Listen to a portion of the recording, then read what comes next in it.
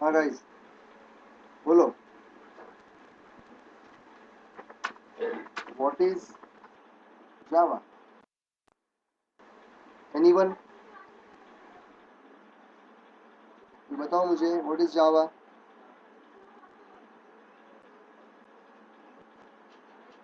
कोई नहीं? ठीक है, चलो मैं ही बताता हूँ। Programming language. Java is, Object oriented programming language. Okay, object oriented programming language. मैं थोड़ा सा एलाबोरेट करता हूँ। Java is general purpose object oriented programming language. Okay, Java क्या है? Java is a general purpose object oriented programming language. ठीक है, तो हम लोगों ने इससे पहले सीखा था सी प्लस प्लस। क्या सीखा था? C plus plus. C plus plus जो है वो भी क्या है? ऑब्जेक्ट ओरिएंटेड ही है। क्या है? सी प्लस प्लस क्या थी हमारी? ऑब्जेक्ट ओरिएंटेड ही थी। तो फिर व्हेन जब सी प्लस प्लस आपका ऑब्जेक्ट ओरिएंटेड था, तो जावा क्यों इंट्रोड्यूस किया गया? कोई बता सकता है मुझे?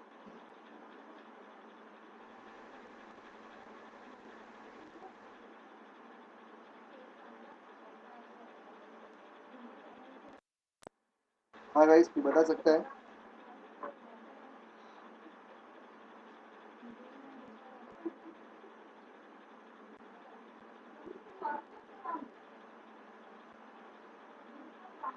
ठीक है, मैं ये बता देता हूँ।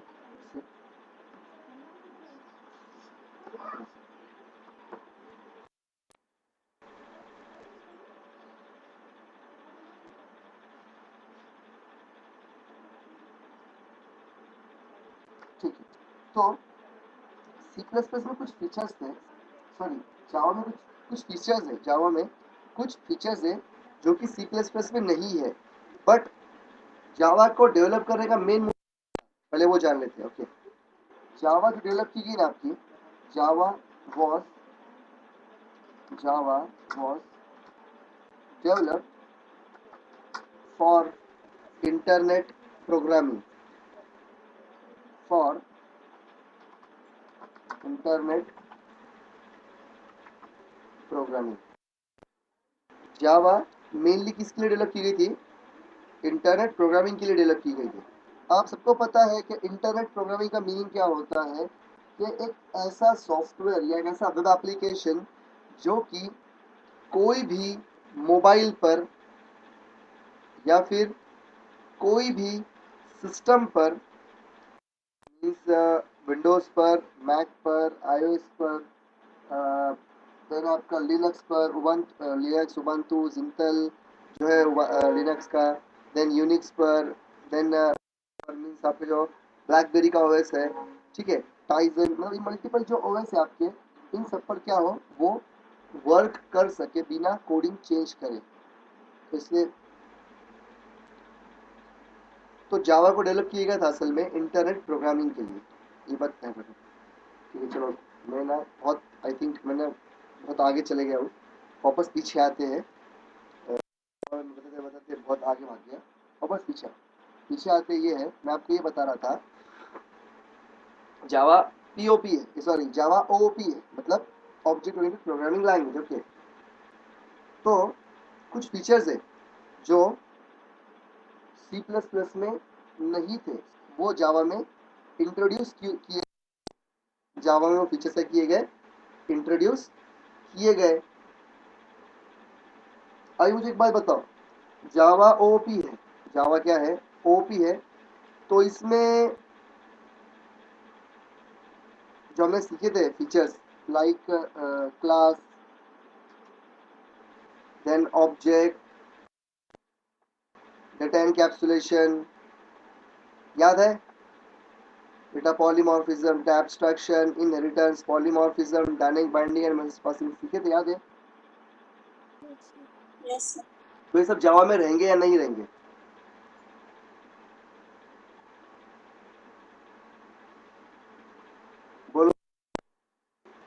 ये सब जावा में रह गए या नहीं रह गए?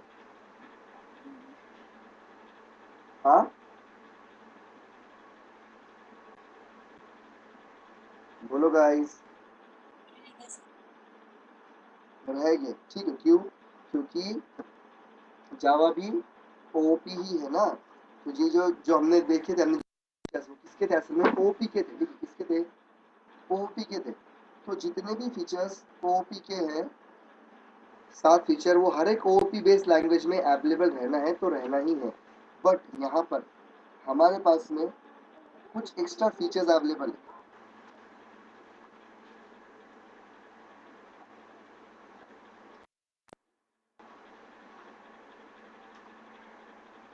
किसके?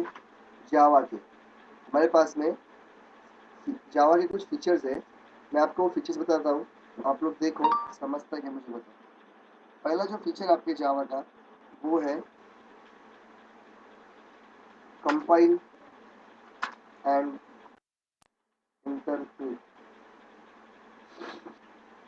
अगर आप इसे बोल सकते हो compiler and interpreter. Compiler and interpreter, ठीक है। उसके बाद में आपका जो सेकंड फीचर है जावा का वो है platform independent.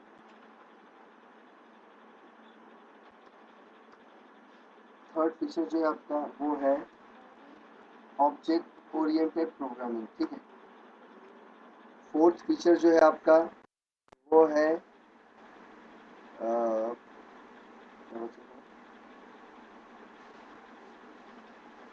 Simple, easy and familiar. उसके बाद में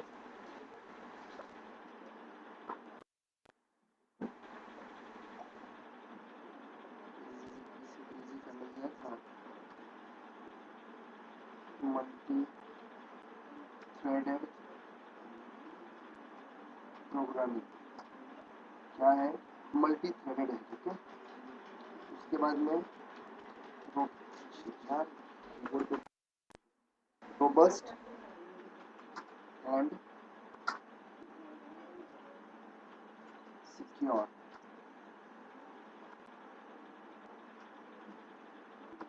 okay. Robust and secure. Then है हाई परफॉर्मेंस। क्या है? हाई। समझ रहा है क्या? ये सब एक्स्ट्रा फीचर्स है जावा के। ये सब क्या है? एक्स्ट्रा फीचर्स है। Dynamic and extensible.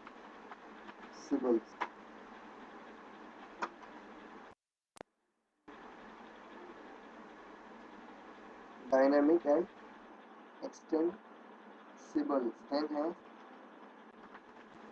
पोर्टेबल। क्या है?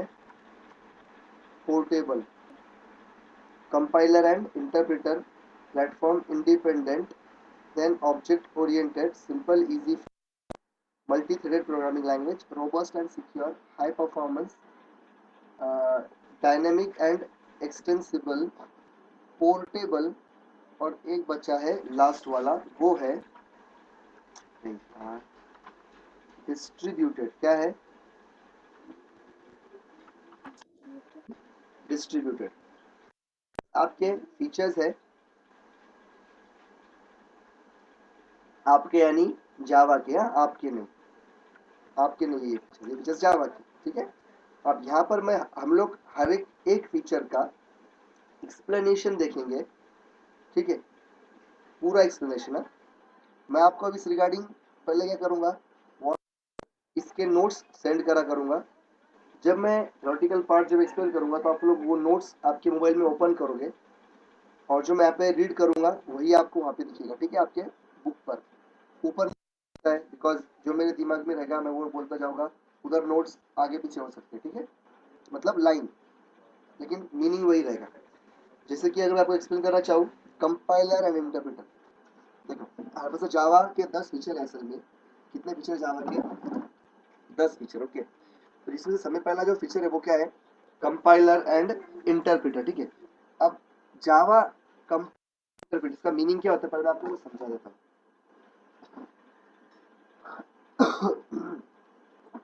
आपका जो प्रोग्राम है, जावा का जो आपका प्रोग्राम है, ये असल में 2 स्टेज में रन होता है। कितने स्टेज में रन होता है? 2। हाँ, जावा का हर एक प्रोग्राम 2 स्टेज में रन होता है। 2 स्टेज कौन कौन से, कोई बता सकता है?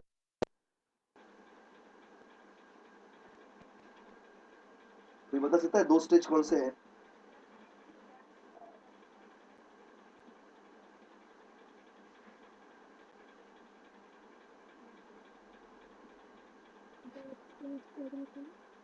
सॉरी,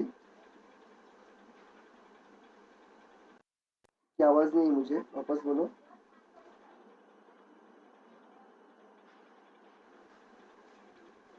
बोलो।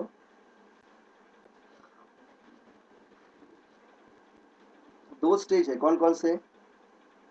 पहला है कंपाइल और दूसरा है इंटरप्रेट। ओके, तो मुझे ये बताओ कंपाइल का मीनिंग क्या? ये बता सकते हैं what is the meaning of compilation? What is the meaning of compile, और कंपाइलर का काम क्या है?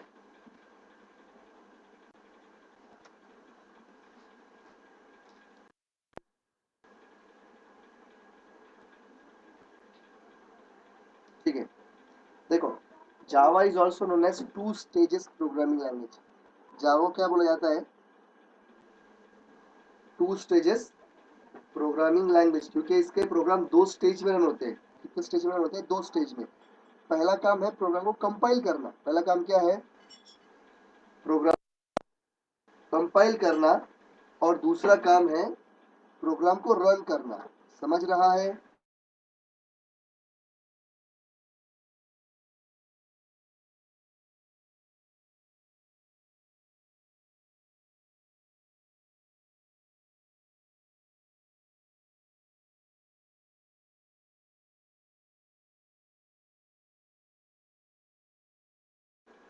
गाइस समझ रहा है क्या? Yes, sir.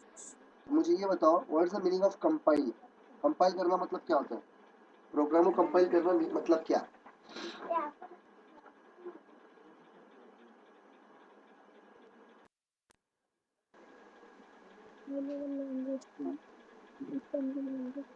क्या?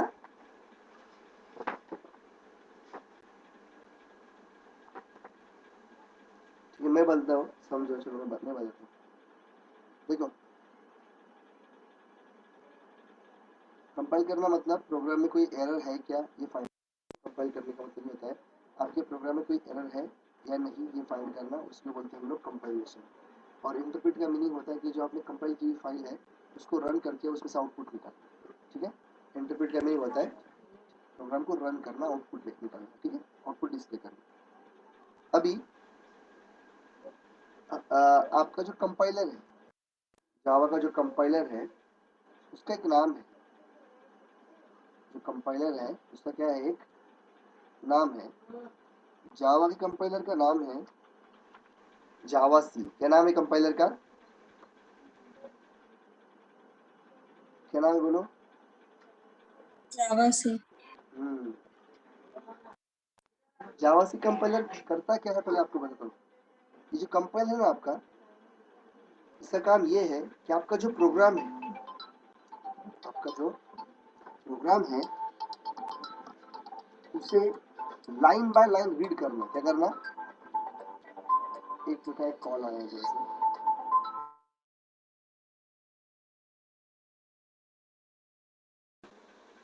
ओके, तो आपका जो कंपाइलर है जावा सी, उसका काम ये है कि वो करता क्या है, आपका जो कोड है, आपका जो कोड है जावा का, उस कोड को लाइन बाय लाइन रीड करता है। क्या करता है? लाइन बाय लाइन रीड करता है। ओके, मतलब समझाने के लिए आपको समझाता हूँ। ये है, समझो आपका कोड, ये क्या है आपका कोड। ओके, जो कोड है आपका,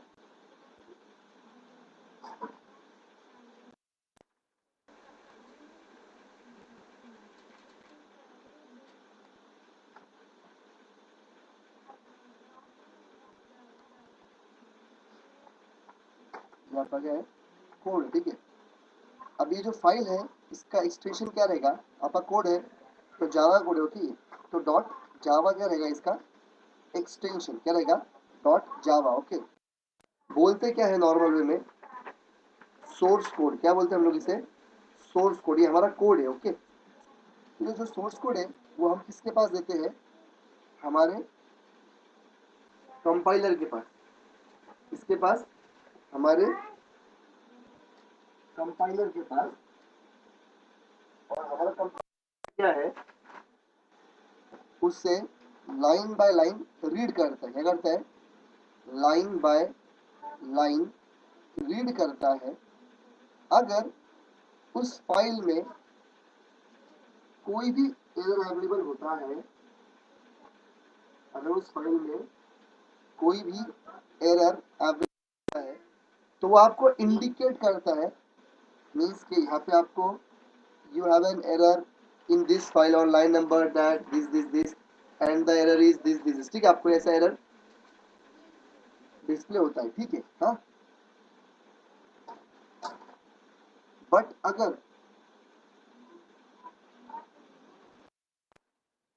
अगर समझो इस फाइल में एरर ना हो तो क्या होता है, तो फिर आपका जो जावा कंपाइलर है वो सोर्स कोड से एक फाइल जनरेट करता है।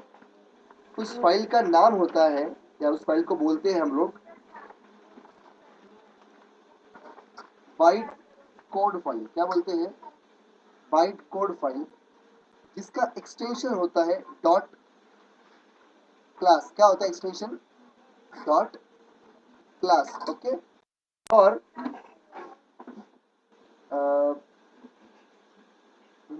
ठीक है, ठीक है। तो वापस ये बताता हूँ मैं आपको, नॉर्मली समझ लो, अभी देखो वापस बताता हूँ।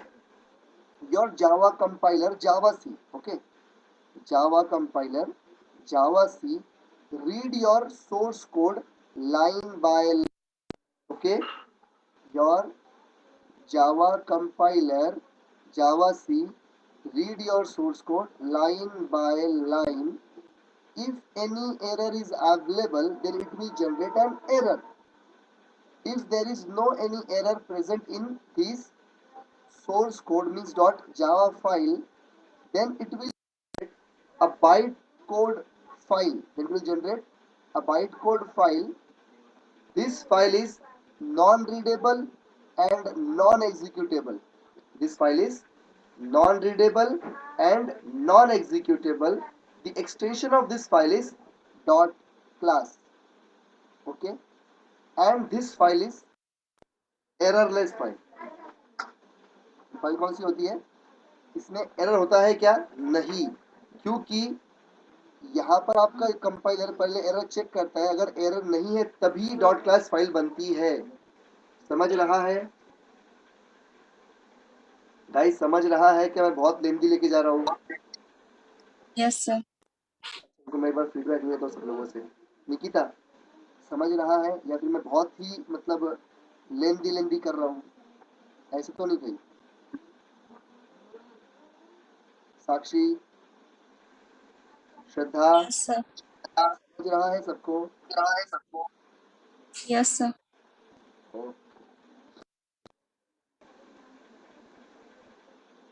तो आपके जो कंपाइलर है यही लाइन बाय लाइन रीड करने वाला है। लाइन बाय रीड करने के बाद में अगर एरर मिलेगा तो एरर डिस्प्ले करेगा, नहीं मिलेगा तो डॉट क्लास फाइल जनरेट करेगा। जो डॉट क्लास फाइल है आपकी उसको हम क्या बोलते हैं, बाइट कोड फाइल।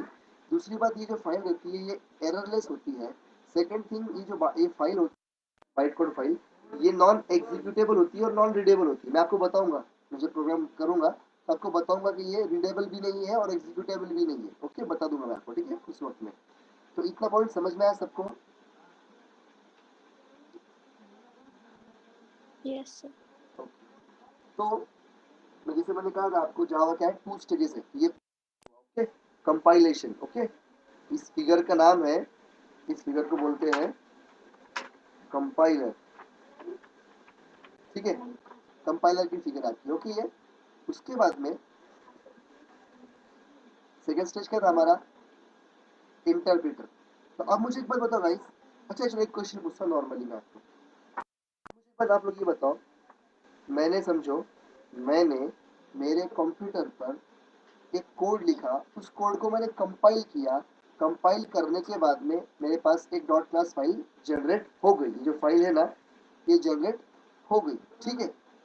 इसका मतलब मेरे प्रोग्राम में एरर है क्या? नहीं। नहीं, ठीक है, एरर नहीं है। सेकेंड थिंग, अगर ये डॉट क्लास फाइल मैंने किसी और मशीन पर रन करी तो मुझे कंपाइल करना पड़ेगा क्या ये फाइल को? डॉट क्लास फाइल को कंपाइल करना पड़ेगा क्या मुझे? नहीं। नहीं, क्यों? क्योंकि हम लोग कंपाइल डॉट जावा को करते हैं, डॉट क्लास को नहीं, ठीक है, याद रखो, ठीक है। कंपाइल आप सिर्फ और सिर्फ डॉट जावा फाइल को ही करना है, डॉट क्लास फाइल को नहीं करते, ठीक है। तो यस सर। अब हम लोग इंटरप्रेटर के बारे में बात करते हैं। तो इंटरप्रेटर करता क्या है? आपका जो इंटरप्रेटर है, आपका जो इंटरप्रेटर है, आपके इंटरप्रेटर का नाम पता है क्या है? जावा। इंटरप्रेटर का बोलो, नाम क्या है इंटरप्रेटर का? जावा। जावा, ओके। क्या है ये आपका इंटरप्रेटर?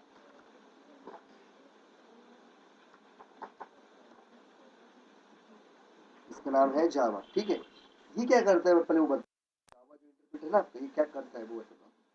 और इसे साथ में एक और चीज होती है, उसका नाम है JVM। तो यहाँ पर आपको जो जावा इंटरप्रेटर है, इसका काम ये है कि जो एक फाइल जनरेट हुई है, कौन सी बाइट कोड फाइल जो जनरेट हुई है ना, जो फाइल जनरेट हुई है आपके पास है बाइट कोड फाइल, इस फाइल को, ये बताया था मैंने आपको, ये फाइल कौन सी है? Non executable and non readable, ठीक है। तो ये फाइल आपकी non readable and non executable है ना, तो उसको रीडेबल बनाने का काम कौन करता है? इंटरप्रेटर। कौन करता है? इंटरप्रेटर, ठीक है। इंटर। फाइल को इंटरप्रेटर से कन्वर्ट करते हैं, क्या करता है इसे? कन्वर्ट करता है किस में? मशीन कोड में। किस में कन्वर्ट करता है बोलो? मशीन कोड, ठीक है। इसे कन्वर्ट किया जाता है मशीन कोड में। नॉर्मल में हम उसे बोलते हैं आउटपुट। हमारे लिए क्या है वो? मशीन कोड में कन्वर्ट होता है, तभी से हम लोग क्या बोलेंगे नॉर्मल में? आउटपुट, ठीक है। तो यहाँ पे देखो सिंपल थिंग है, जावा कंपाइलर प्रोग्राम को कंपाइल करता है, प्रोग्राम को रीड करता है, प्रोग्राम कंपाइल करता है, कभी एरर होगा तो एरर डिस्प्ले करेगा, नहीं होगा तो बाइट कोड फाइल करेगा। बाइट कोड फाइल जब जनरेट हो जाती है तो बाइट कोड फाइल जनरेट करने के बाद में काम आता है इंटरप्रेटर। इंटरप्रेटर क्या करता है? उस फाइल को कन्वर्ट करता है मशीन कोड में, और वो जो मशीन कोड है वो कोई भी मशीन पर इजीली रन हो सकता है। समझा सबको? Yes sir. कोई प्रॉब्लम? सर। ठीक है, तो मैं अभी ग्रुप पे आप लोगों को नोट्स शेयर करूंगा, ठीक है, ओके। नोट्स शेयर करूंगा, तो वो नोट्स जब मतलब मैं लेक्चर लूंगा तो आप लोगों ने वो नोट्स ओपन करके रखना चाहिए, ठीक है। या फिर बेस्ट रहेगा एक काम कर देना, चलो अभी मैं ही यहाँ से ओपन कर देता हूँ ना, मैंने वैसे शॉर्ट शॉर्ट किए, तो यहाँ अगर होगी तो चाहिए वैसे, पता नहीं था।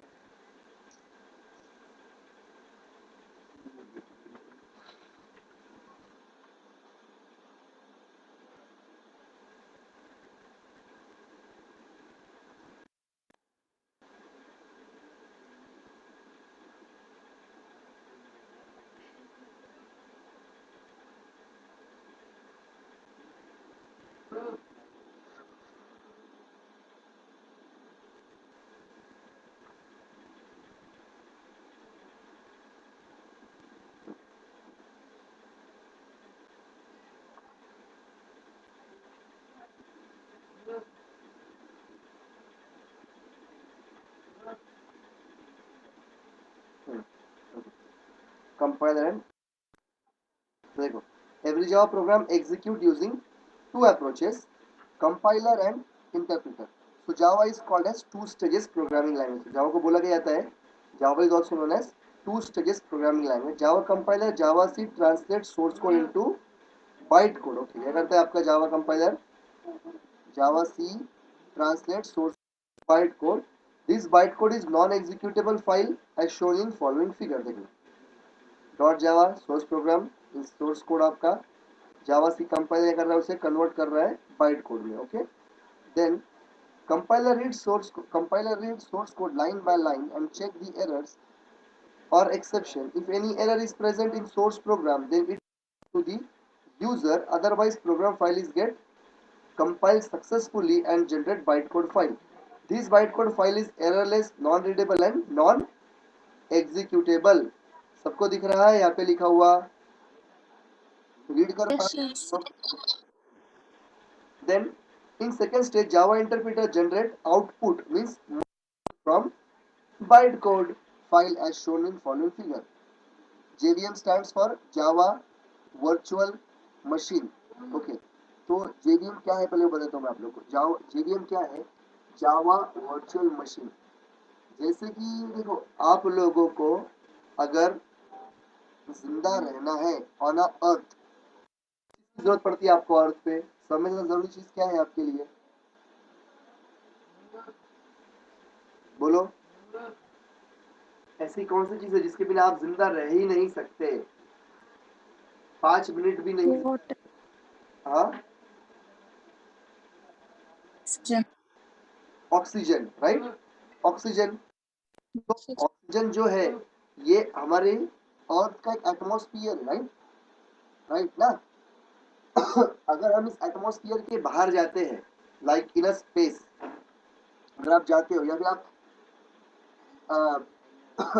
हिमालय तक भी चले जाते हैं ना, हिमालय के टॉप के ऊपर भी, तो वहाँ पे क्या होने लगता है आपको? सफोकेशन होने लगता है. मतलब आप सांस नहीं, वहाँ पे ऑक्सीजन की क्या रहती है? कमी रहती है. तो इसका मतलब ये है कि आपकी जो बॉडी है वो सूटेबल किस लिए है? अर्थ के एटमॉस्फेयर के लिए सूटेबल. ठीक है, आप एटमॉस्फेयर के बाहर जिंदा रह सकते हो कि नहीं रह सकते. ठीक है, लेकिन अगर आपको एटमॉस्फेयर के बाहर मतलब अर्थ के बाहर हमारे जिंदा रहना है इन स्पेस, क्या करते हो? क्या होता है वहाँ पे? लोग कैसे जिंदा रहते हैं? बोलो, कैसे जिंदा रहा जाता है? लोग जाते हैं ना, एस्ट्रोनॉट्स जाते हैं ना अर्थ के बाहर, चांद पर, मार्स पर, तो वो जिंदा कैसे? Oximeter. उनके पास में एक सूट होता है. राइट, क्या होता है? जो भी नाम होगा, लीव दैट सूट. वो जो सूट रहता है वो क्या करता है? वहाँ पर आपके मतलब वो जो सूट है वो उस वक्त में जो अर्थ का एटमॉस्फेयर है वहाँ पे वो क्रिएट कर देता है, इसलिए आपकी बॉडी वहाँ पर सांस ले पाती है, आप लोग वहाँ पे जिंदा रह पाते हो. ठीक है, ओके, आप वहाँ पर जिंदा रह पाते हो. अगर कभी वो सूट में से ऑक्सीजन खत्म हो जाए तो आप जिंदा रहोगे क्या? तो आप मतलब जो भी बंदा यहाँ पे जिंदा रहेगा नहीं रहेगा. ठीक है, तो जावा वर्चुअल मशीन भी ये करता है. जेवीएम करता क्या है? जावा के प्रोग्राम को रन होने के लिए एनवायरमेंट की जरूरत है ना. राइट ना, जावा का जो प्रोग्राम है उसे अगर रन करना है, उसे रन होना है, उसे जिंदा रहना है, तो उससे भी तो एनवायरमेंट की जरूरत है. तो वो जो एनवायरमेंट है जेवीएम वर्चुअली क्रिएट कर देता है इन अ मशीन. समझ रहे? मशीन में क्या करता है वो? क्या करता है वो? क्या करता है? एटमॉस्फेयर मतलब एनवायरमेंट क्रिएट कर देता है. ठीक है,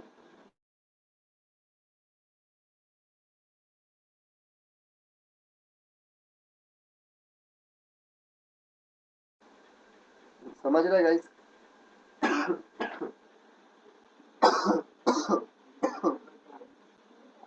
समझ रहा है सबको क्या बता रहा हूँ मैं? जैसे आपका सी सी प्लस प्लस की आगे टर्बो सी अवेलेबल था ना, वो वो क्या था? आपका एनवायरमेंट था. ठीक है, आप टर्बो सी के बिना आपका प्रोग्राम रन नहीं कर सकते. लेकिन जावा जो है आपका वो आपके जेडीके के बिना रन हो सकता है, just because of JVM. Because JVM her machine में अवेलेबल रहता है. ओके, जेवीएम हर मशीन में बाय डिफॉल्ट अवेलेबल रहता ही है. तो जेवीएम करता क्या? तो वहाँ पर जिस मशीन पे रन करना है जावा का प्रोग्राम, वहाँ पर वर्चुअली एनवायरनमेंट क्रिएट कर देता है। समझ रहा है सबको क्या बता रहा हूँ मैं? आवाज आ रही है मेरी? Yes, sir. About two stages are combined and shown in the following figure। देखो ये पहले जो दो स्टेजेस हम लोग कंबाइन करके बताया गया है यहाँ पे। मैं इसको शॉर्ट करता हूँ। Source code dot Java, Java compiler Java C, जबकि बाइट कोड पर लिखे जो इतना हाफ, ये फर्स्ट स्टेज हुआ और यहाँ से लेके ये सेकेंड स्टेज हुआ। Byte code file, interpreter, JVM, machine code और उसका आउटपुट। ठीक है। देन सेकेंड जो प्रॉपर्टी जो सेकेंड है हमारा वो क्या है? पोर्टेबल। ओके, क्या है? पोर्टेबल। तो ये जो पोर्टेबल है हम, ठीक है, पोर्टेबल रिगार्डिंग हम लोग कल देखने वाले। ओके, आज मैंने जो बताया वो सबको समझ आया गाइस? Yes, sir. तो आज यहाँ पे स्टॉप करते हैं और कल हम लोग स्टार्ट करेंगे